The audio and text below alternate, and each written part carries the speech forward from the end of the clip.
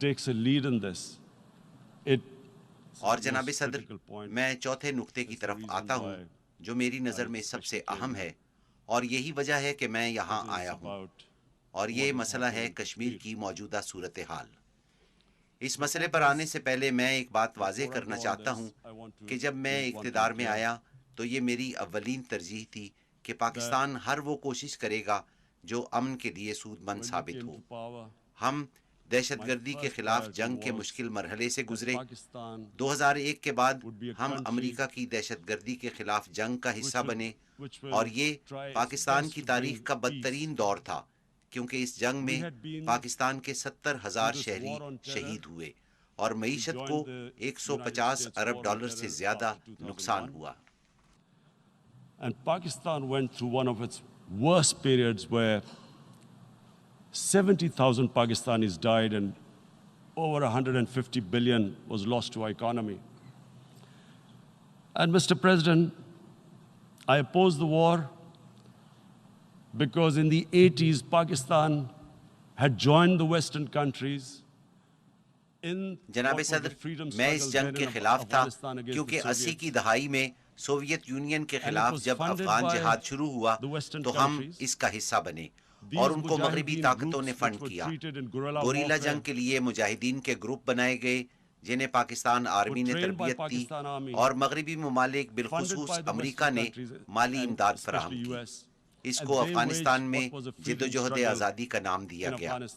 روسیوں نے انہیں دہشت گرد کہا، مگر ہم نے انہیں مجاہدین کہا۔ 1989 میں سوویت یونین کو شکست ہوئی تو امریکہ بھی واپس چلا گیا اور ہمیں تنہا چھوڑ دیا۔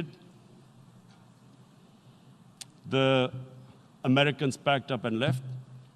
Pakistan was left with these groups. Come 9/11, پھر سن 2001 میں امریکہ نے افغانستان پر قبضہ کیا اور پاکستان بھی اس جنگ کا حصہ بنا۔ میں جنگ کے خلاف کیوں تھا؟ اس کی وجہ ہی یہ تھی کہ ہم نے ان مجاہدین کی پہلے ذہن سازی کی، اس لیے جب ہم نے افغانستان میں امریکہ کا ساتھ دیا تو یہ سارے مجاہدین ہمارے خلاف ہو گئے۔ میں اپنی حکومت سے کہتا تھا کہ ہمیں غیر جانبدار رہنا چاہیے تھا، کیونکہ غیر جانبدار حیثیت سے ہم ان کو کنٹرول کر سکتے ہیں، مگر جب ان کے خلاف جنگ کا حصہ بنے تو وہ ہمارے بھی دشمن بن گئے، اور اس طرح ہم ایک خوفناک صورتحال سے دوچار ہوئے اور ہمارے 70,000 لوگ شہید ہوئے۔ یہ نقصان ہم نے ایک ایسی جنگ میں اٹھایا جس سے ہمارا کچھ لینا دینا نہیں تھا۔ you become collaborators and they will attack you, which is what happened. They turned against us. We went through a nightmare. 70,000 people killed in a war we had nothing to do with. No Pakistani was involved in 9/11. Taliban Afghanistan میں تھے، القاعدہ افغانستان میں تھی، ہمارا اس سے کیا تعلق تھا؟ مگر ہم نے 70,000 لوگ شہید کروائے۔ تو لہٰذا جب میں اقتدار میں آیا تو ہم نے فیصلہ کیا کہ ان گروپس میں سے جو کچھ بھی بچا ہے ہم انہیں ختم کریں گے، اور یہ فیصلہ صرف ہم نے نہیں کیا بلکہ پاکستان کی تمام سیاسی جماعتوں نے مشترکہ فیصلہ کیا، مگر بدقسمتی سے اس پر عمل نہیں ہوا۔ لہٰذا جب میں اقتدار میں آیا تو ہم نے فیصلہ کیا کہ ہم ان تمام گروپس کو ختم کریں گے، اور مجھے معلوم ہے کہ بھارت ہم پر اب بھی یہ الزام لگا رہا ہے کہ ہم اب بھی ان گروپس کو پال رہے ہیں، مگر میں اقوام متحدہ سے درخواست کرتا ہوں کہ مبصرین کا گروپ بھیجیں اور دیکھیں کہ آیا واقعی پاکستان میں کہیں پر دہشت گردوں کا کوئی ٹھکانہ بچا ہے۔ مگر ہم نے فیصلہ کیا کہ پاکستان میں کسی عسکری تنظیم کا کوئی وجود نہیں ہوگا۔ اس مسئلے پر بات کرنے سے پہلے میں آپ کو اس پس منظر سے آگاہ کرنا چاہتا تھا۔ دوسری بات یہ ہے کہ ہم نے اپنے ہمسایوں سے تعلقات کو بہتر کرنے کی کوشش کی۔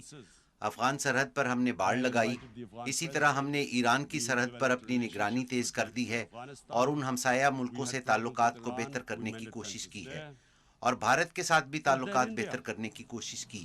Now let me just give you a little background about my relationship with India. Because of cricket, میں اگر بھارت کی بات کروں تو بھارت میں کرکٹ کی نسبت سے میرے بہت سارے مداح ہیں۔ برِ صغیر میں کرکٹ سے لوگ بے پناہ لگاؤ رکھتے ہیں۔ میرے ہندوستان میں بہت سارے دوست ہیں اور مجھے بھارت جانا بہت اچھا لگتا ہے۔ تو لہٰذا جب میری پارٹی اقتدار میں آئی تو سب سے پہلے ہم نے بھارت سے رابطہ کیا. میں نے نریندر مودی سے بات کی کہ ہمارے ایک جیسے مسائل ہیں جیسے ماحولیاتی تبدیلی اور غربت. آئیں ہم مل کر اپنے مسائل باہمی تجارت سے حل کریں اور اعتماد کی بنیاد پر تعلقات قائم کریں. نریندر مودی نے مجھے بتایا کہ پاکستان سے دہشت گردی کے حملے ہوتے ہیں. میں نے ان سے کہا ہمیں بھی آپ کی طرف سے بلوچستان میں دہشت گردی کا سامنا ہے. کلبھوشن یادو نے جو جاسوسی کرتے ہوئے پکڑا گیا تسلیم کیا کہ وہ کراچی اور بلوچستان میں جاری دہشت گردی میں ملوث ہے. میں نے کہا آؤ اس سے آگے بڑھیں. ہماری اولین ترجیح ہمارے عوام ہونے چاہیے. دنیا میں سب سے زیادہ غریب برِ صغیر میں بستے ہیں. بدقسمتی سے اس میں کوئی پیش رفت نہیں ہوئی. Let's move forward. Our main priority should be our people. The highest number of poor people live in the Indian subcontinent. Unfortunately, didn't make any headways. Our foreign ministers were supposed to meet on this in the UNGA last year. گزشتہ اقوام متحدہ کی general assembly کے اجلاس کے دوران ہمارے وزیر خارجہ کو اپنے بھارتی ہم منصب سے ملاقات کرنی تھی جو بھارت نے منسوخ کر دی. ہم نے سوچا بھارت میں انتخابات ہونے جا رہے ہیں, یہ ایک انتہائی قوم پرستانہ جماعت ہے اور وہ اس موقع پر پاکستان کے ساتھ خوشگوار تعلقات نہیں رکھنا چاہتی. ہم نے سوچا ٹھیک ہے ہم انتخابات تک انتظار کریں گے. اس دوران میں ایک 20 سالہ کشمیری لڑکے نے اپنے آپ کو بم باندھ کر ایک قافلے میں اڑا دیا جس کو اس کے باپ کے مطابق سیکیورٹی فورسز نے انتہا پسند بنایا تھا. اس کے فوری بعد بھارت نے پاکستان پر الزام عائد کیا. میں نے ٹیلی ویژن پر بھارتی عوام سے بات کی اور کہا اگر وہ ہمیں چھوٹا سا بھی ثبوت دے دیں تو ہم فوری طور پر کارروائی کریں گے کیونکہ ان گروپس پر پابندی عائد کی ہوئی ہے. ہمیں ثبوت فراہم کرنے کے بجائے انہوں نے ہمارے ملک میں بمباری کے لیے جہاز بھیجے.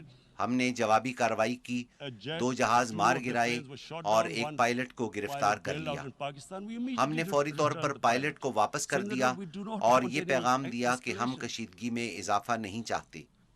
اس اقدام کو امن کا پیغام سمجھنے کی بجائے انہوں نے اپنی ساری انتخابی مہم اس بات پر مرکوز رکھی کہ انہوں نے پاکستان کو کیسا سبق سکھایا ہے اور 350 دہشت گردوں کو ہلاک کر دیا ہے, جو کہ ایک سفید جھوٹ ہے. 350 terrorists. Complete lie. They had just killed about 10 trees of ours. اس میں ہمارے صرف 10 درختوں کو نقصان پہنچا اور یہ بھی ہمارے لیے خاصا تکلیف دہ تھا. He then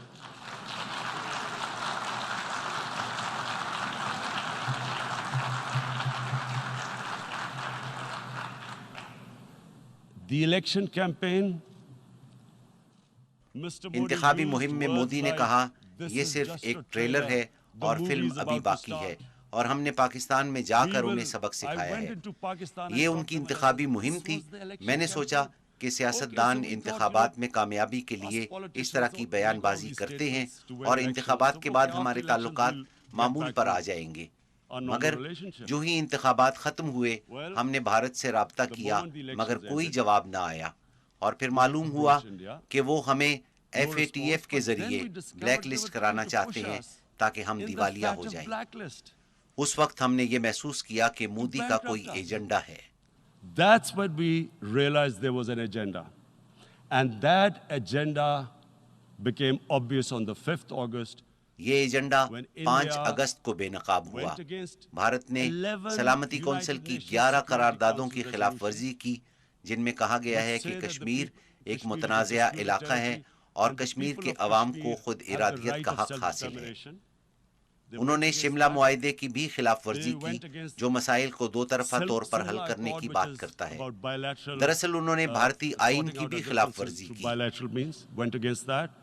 They actually went against the Indian Constitution. Illegally, they revoked Article 370, which gave Kashmir the special status. جب انہوں نے غیر قانونی طور پر آرٹیکل 370 کو منسوخ کیا جس کے ذریعے کشمیر کو خصوصی حیثیت دی گئی تھی, انہوں نے کشمیر میں 1,80,000 اضافی فوجی بھجوائے. اب کشمیر میں بھارتی فوج کی مجموعی تعداد 9 لاکھ ہے اور انہوں نے 80 لاکھ کشمیریوں کو کرفیو لگا کر محصور کیا ہوا ہے. Mr. President, now I just briefly want to make the people understand جناب صدر، how can میں آپ کو مختصر طور پر یہ بات anyone do سمجھانا something چاہتا like ہوں this? کہ کوئی ایسا And for کیسے کر that, I سکتا have ہے، to explain to اور you مجھے یہ واضح کرنا ہوگا کہ what is R S S کیا ہے۔ Narendra Modi R S S کا تاحیات ممبر ہے۔ Mr. Narendra Modi is a life member of RSS. RSS was an organization that was inspired by Adolf Hitler and Mussolini, came about in 1925. They R S S believed in Hitler racial اور purity, Mussolini سے متاثر ہے، racial جس کا قیام superiority. 1925 میں عمل میں They آیا۔ also believed they یہ were an نسلی alien امتیاز race پر like یقین the رکھتے ہیں۔ وہ یہ بھی Nazi مانتے ہیں believed they were کہ وہ an alien آریائی race. نسل سے ہیں۔ نازی All ازم that کو I'm ماننے والے saying بھی یہی کہتے can be تھے۔ verified. جو میں کہہ رہا This is ہوں the اس کی time of تصدیق کی جا سکتی ہے۔ information revolution. یہ You can وقت Google all this, what I'm معلوماتی saying. انقلاب کا ہے۔ But it is آپ very جاننے کے important for لیے me گوگل کی to مدد explain لے this to سکتے you ہیں۔ so you know what is happening in میرے India. لیے یہ بہت اہم ہے کہ وضاحت کروں This تاکہ معلوم RSS ہو کہ اس وقت بھارت میں کیا ہو believed رہا in the ہے۔ ethnic cleansing R of S S Muslims Bharat میں مسلمانوں from کی India. نسل کشی پر یقین رکھتی ہے۔ At one ان کا point there was اولین racial نقطۂ نظر superiority ہندوؤں کی of the Hindu بالادستی race. اور مسلمانوں اور عیسائیوں کے لیے نفرت ہے۔ Secondly, it was hatred for the Muslims and for the Christians because they believed that this golden age of Hindu civilization was stopped because of Muslim rule centuries back and then the British rule of India. So it was وہ سمجھتے ہیں racial ہندو مت کی superiority سنہری and تہذیب کا hatred تسلسل مسلمانوں اور برطانوی Muslims دور and حکومت کی وجہ Christians. سے ٹوٹا۔ یہ بات کھلے عام کہی This گئی۔ is openly stated.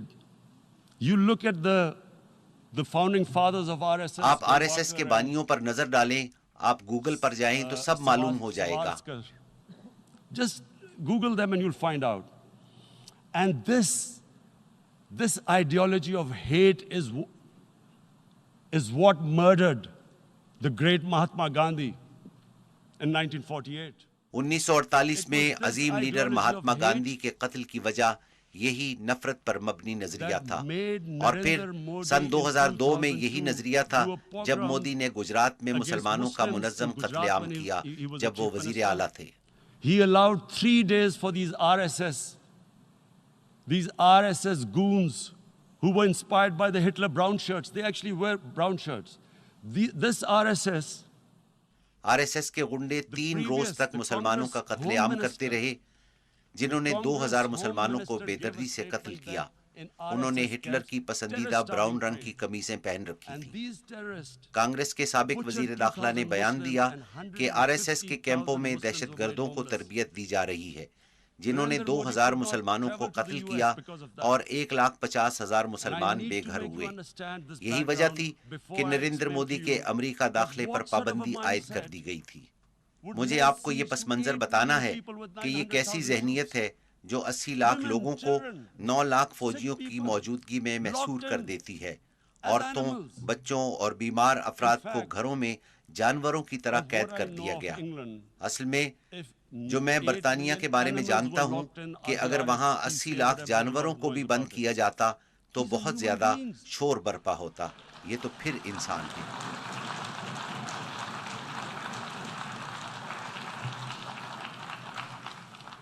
And Mr. President, what comes جناب صدر، نسلی امتیاز سے تکبر جنم لیتا ہے اور ان کا آپس میں گہرا تعلق ہے۔ تکبر ہی افراد سے غلط اور ظالمانہ اقدام کرواتا ہے، جیسے کہ نریندر مودی نے کیا۔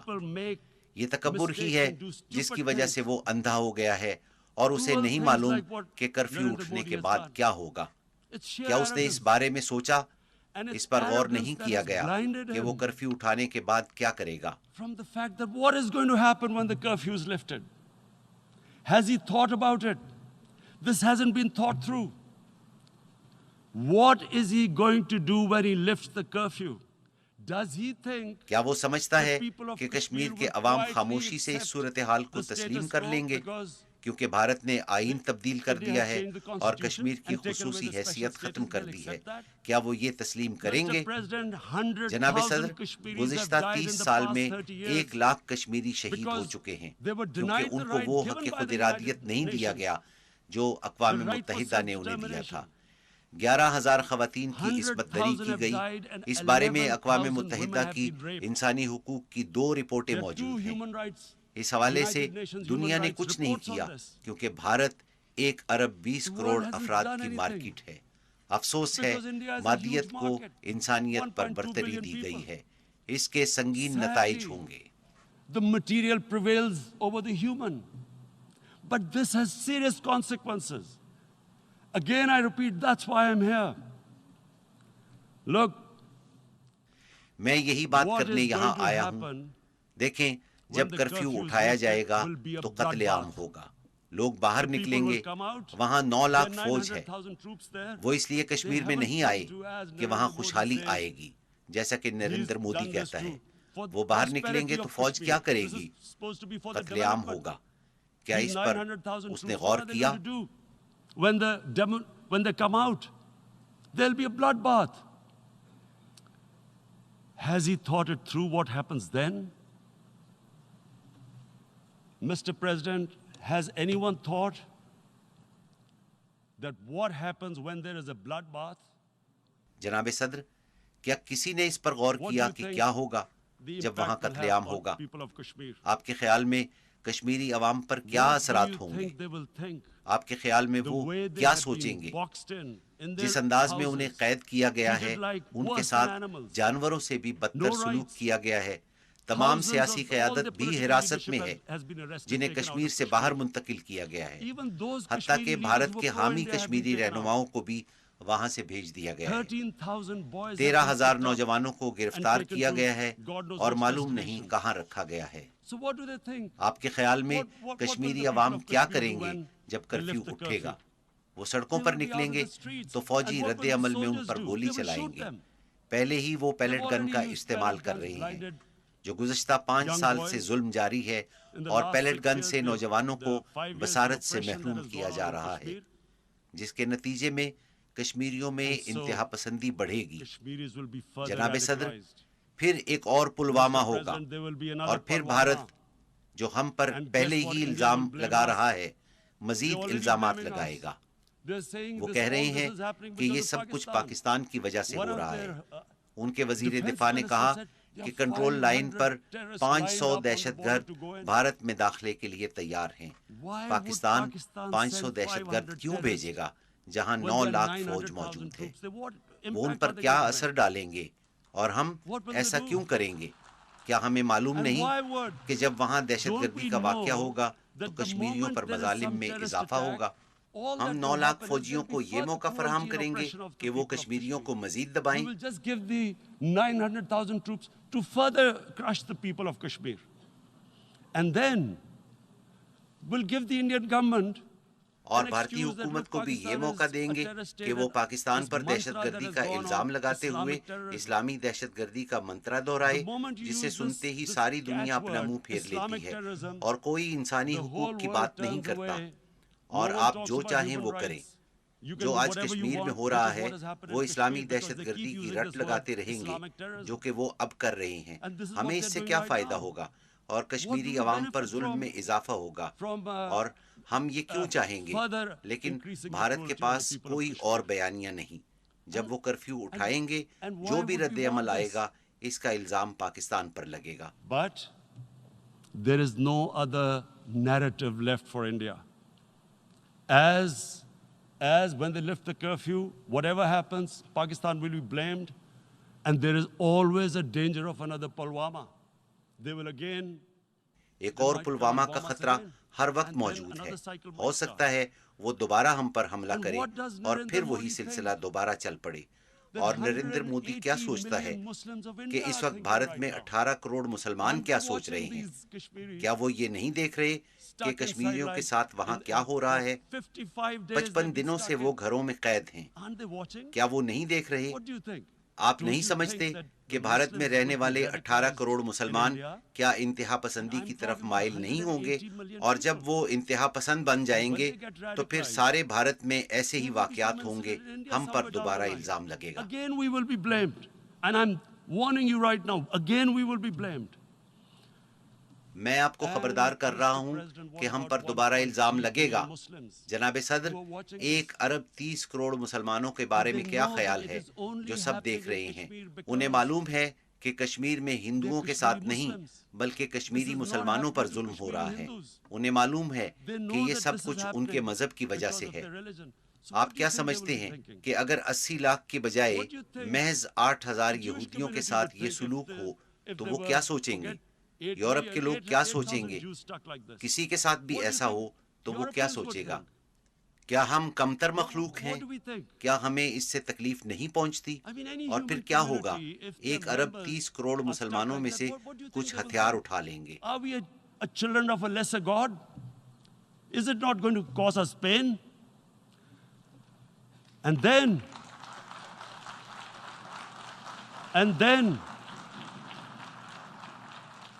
then I'll tell you what will happen. People will, in the 1.3 billion Muslims, someone will pick up arms. I know we've been brought up with films. مغربی فلموں میں دکھایا جاتا ہے کہ جب کسی کو انصاف نہیں ملتا تو وہ انصاف کے لیے ہتھیار اٹھا لیتا ہے۔ مشہور فلم ڈیتھ وش میں جب ایک شخص کی بیوی قتل ہوتی ہے تو وہ ہتھیار اٹھا لیتا ہے اور لٹیروں کا قتل عام شروع کر دیتا ہے اور پورا سینما ہال تالیوں سے گونج اٹھتا ہے۔ آپ جانتے ہیں ہم مسلمان اس وقت کیا سوچ رہے ہیں؟ اگر قتل عام ہوا تو مسلمان انتہا پسندی کی طرف جائیں گے۔ So what do you think the Muslims are thinking right now?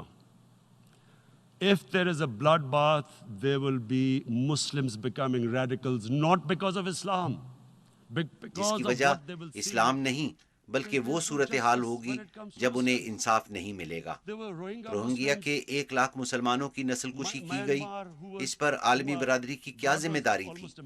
آپ کے خیال میں 1.30 ارب مسلمانوں کا کیا رد عمل ہوگا؟ میں اپنے آپ کو کشمیری تصور کرتا ہوں جو کہ 55 دنوں سے محصور ہے۔ میں عورتوں کی عصمت دری کے واقعات سنتا ہوں جب بھارتی فوج گھروں میں داخل ہوتی ہے۔ کیا میں اس تذلیل کے ساتھ زندہ رہوں گا؟ میں ہتھیار اٹھاؤں گا۔ I have heard about and there are rapes, Indian Army going into homes, soldiers.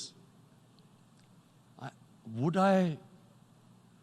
I want to live this humiliation? Would I want to live like that? I would pick up a gun. You're forcing people. You are forcing people into radicalization. آپ لوگوں کو زبردستی انتہا پسندی کی طرف دھکیل رہی ہیں۔ جب لوگوں میں زندہ رہنے کی خواہش ختم ہو جائے تو وہ کس لیے زندہ رہیں؟ اگر آپ انسانوں کے ساتھ ایسا کریں گے تو آپ انہیں انتہا پسند بنائیں گے۔ جناب صدر، اس لیے میں دہرانا چاہوں گا کہ بہت نازک وقت ہے، اس پر رد عمل آئے گا، پاکستان پر الزام لگایا جائے گا۔ There will be a reaction to this. Pakistan will be blamed. 2 nuclear armed countries will come face to face like we came in February. 2 ایٹمی قوتیں آمنے سامنے ہوں گی جیسے فروری میں ہوا۔ اس سے پہلے کہ ہم اس سمت بڑھیں، اقوام متحدہ اپنی ذمہ داری پوری کرے۔ This is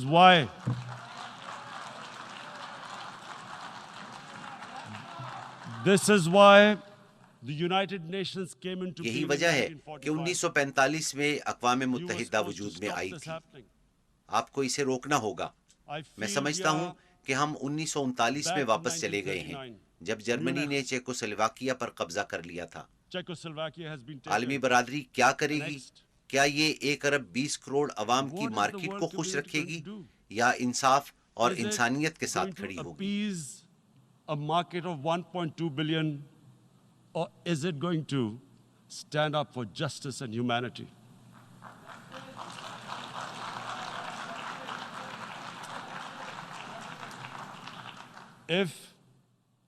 اگر یہ سلسلہ جاری رہا تو آپ بدترین حالات کے لیے تیار رہیں۔ جناب صدر، اگر 2 ایٹمی ملکوں میں روایتی جنگ چھڑ جاتی ہے تو کچھ بھی ہو سکتا ہے۔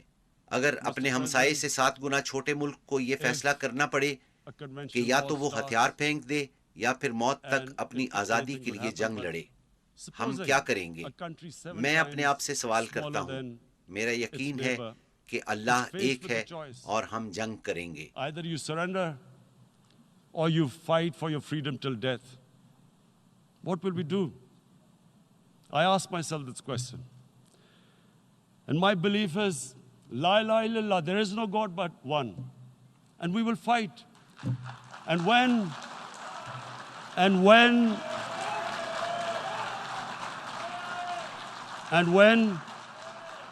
And when a nuclear اور جب armed country ایٹمی fights ممالک to the آخر end, تک جنگ لڑتے it ہیں will have تو اس کے نتائج consequences سرحدوں far سے beyond آگے the نکل borders. جاتے ہیں، اس کے It دنیا will پر have اثرات ہوں گے۔ consequences for the world, یہی which is وجہ ہے کہ why میں I یہاں speak آیا out ہوں، here. میں خبردار کر Because رہا I'm ہوں، warning you, it's یہ not a دھمکی threat. نہیں، خوف It's a اور fear, پریشانی ہے۔ worry. ہم That کس where طرف are جا we رہے headed? ہیں؟ میں And یہاں I've اقوام come here to متحدہ tell کو the بتانے UN, کے لیے آیا ہوں you've got کہ to, یہ this is آپ a کا test for the امتحان ہے۔ United Nations. آپ ہی نے You are the کشمیریوں one کو who guaranteed حق the خود people of ارادیت Kashmir دیا the تھا، right of self-determination. وہ اس پر عمل درآمد نہ ہونے کی وجہ سے مشکلات They میں are ہیں۔ suffering because of that. And this is the time. This is the time not to appease like in 1939. یہ کسی کو خوش کرنے کا وقت نہیں، جیسا کہ 1939 میں کیا گیا۔ یہ فوری کارروائی کا وقت ہے۔ پہلا اقدام یہ کہ بھارت ہر صورت غیر انسانی کرفیو کا خاتمہ کرے، جو کہ 55 دنوں سے جاری ہے۔ ہر صورت تمام قیدیوں اور 13,000 نوجوانوں کو رہا کرے۔ والدین کو معلوم نہیں ان کے بچے کہاں ہیں۔ اور پھر عالمی برادری ہر صورت کشمیریوں کو ان کا حق خود ارادیت دلوائے۔ شکریہ۔ Must give the people of Kashmir their right of self-determination. Thank you.